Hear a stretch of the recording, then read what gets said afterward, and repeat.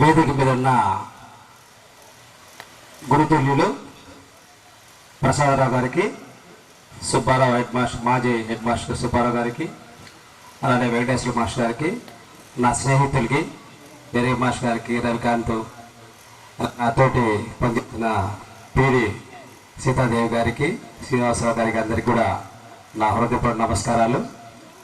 విద్యార్థులందరికీ నా దీవెనలు.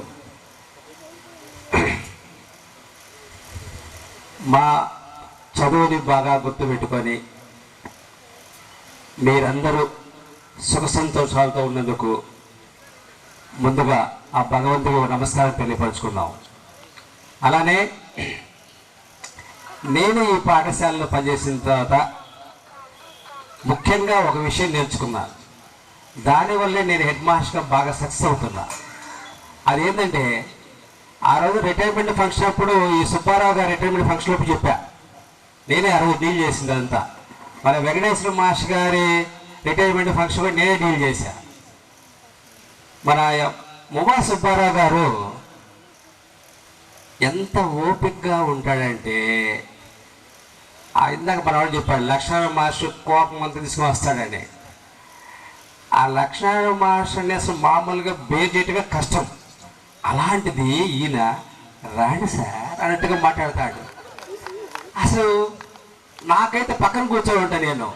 ఏం సార్, ఏది అసలు అంటే 10 కోట్లు ఉంటాయ్యా, ఒక పొడిచే గుడ్డు ఉంటుంది, దాన్ని వదిలేయాలి అని చెప్పేవాడు. చూడండి, అప్పటి నుంచి ఇప్పటిదాకా ఇదే ఆయన చెప్పింది ఇదే. కాబట్టి అడగండి, నాకు ప్రతిసారి నేను కోపం చెప్పాలి. నాకు నేను కొద్దిగా యాంగర్గా ఉండేవాడిని. 10 బరిగుడ్లు ఉంటాయ్యా, ఒక బరిగుడ్డు పొడుస్తుంది, దాన్ని వదిలేయాలి, ఇప్పుడు చూసుకోవాలి అని చెప్పేవాడు. నాకు ఇప్పటికి కూడా ఉంది అది. అంటే పక్కన బాంబు పడ్డ తొలగడు ఆయన. అది బాగా అలవాటు చేసుకున్నా. నా కోపాన్ని అంతా ఆయన గుర్తింపు. ఇప్పటికే చాలా మంది చెబుతూ ఉంటారు మా స్టాఫ్కి, అరే మీరేం చూశారు రా బాబు, అసలు మా హెడ్ మాస్టర్లు ఉండేవాళ్ళు బ్రహ్మాండంగా. ఆయన అసలు మమ్మల్ని క్లాసులో పో అని ఒక్కనాడు చెప్పలా. కానీ ఈ శ్రీనివాసరావు కానీ, సీతాదేవి కానీ, పున్నయ్య కానీ, రవికాంత్ కానీ, మేము కానీ 60 సెకండ్ వేషంలో క్లాస్కి వచ్చేవాళ్ళం. ప్రజాస్వామ్యం ఫుల్గా ఉండేది అప్పుడు మాకు. కానీ ఎవ్వరు ఎగ్గొట్లా. టైం టు టైం పోస్టర్ పూజ చేసేవాళ్ళం, పేపర్లు దిద్దేవాళ్ళం, అన్నీ ఇచ్చేవాళ్ళం. ఆయన మాత్రం నెమ్మది చక్కగా కూర్చొని ఉండేవాడు. అంటే ఆయన కళ్ళు, ఆయన చూపే నడుపుతుండేవాడు వ్యవహారం అంతా. అట్లా మహానుభావుడు.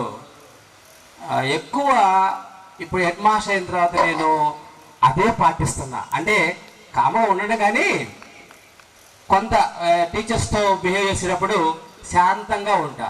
వాళ్ళు చెప్పేదంతా ఏంటా, ఏదో వాళ్ళకి కావాలి సహాయం చేస్తూ ఉంటా. అలానే మన పిల్లలు వచ్చారు, సార్ మళ్ళీ అలా కొడుతున్నారా అని. అది మాత్రం సేమ్ టు సేమ్. 2003లో మీకు ఎట్లా ఉన్నానో ఈరోజు కూడా అట్లాగే ఉన్నా, సేమ్ టు సేమ్. అయితే ఒక అదృష్టం ఏంటంటే,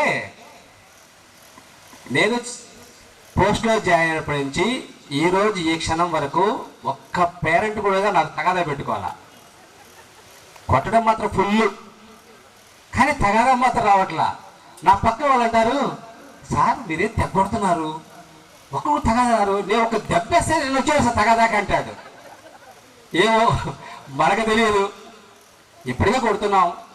ఇంకా పేరెంట్స్ వచ్చి, సార్ నిన్న మా వాడిని బల్లె కొట్టారంటగా, ఇంకా 4 బేకాడు సార్, మీరంటేనే భయం సార్ వాడికి అంటారు. ఇట్లా వాళ్ళు మంచి మార్గంలో ఉండాలని మనం ప్రయత్నం చేస్తూ ఉంటాం. అందరూ సుఖశాంతులతో ఉండాలి. ఈ చిన్న మీలో ఉన్న చిన్న విషయం గమనించి చిన్న విషయం చెప్తా.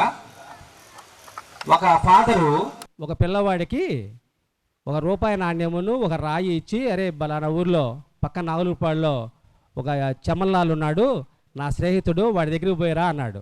ఆ రోజుల్లో ఈ వెహికల్స్ లేవు, అడవులు చెట్లు ఉండేవి. అతను నడుచుకుంటూ వెళ్తున్నాడు.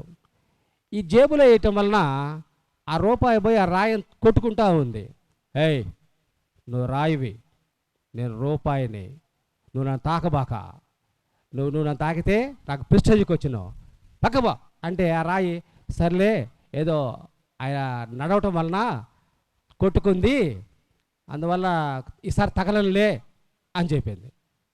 మళ్ళీ కాసేపు మళ్ళీ కొట్టు, ఇందా చెప్పాక నేను రూపాయినే, అసలు భారతదేశానికి సంబంధించిన ఆర్థిక శాస్త్రం నా దగ్గర ఉంది, నువ్వెంత చిన్న రాయి మొక్కవి, నువ్వు పక్కబో అంటే పొరపాటు అయిపోయింది, ఏమనుకోబాక అని ఇట్లా తన్నుకుంటూ ఆ రూపాయి రాయి ఆ జేబులో చిన్నగా చమలాల దగ్గరికి పోయారు.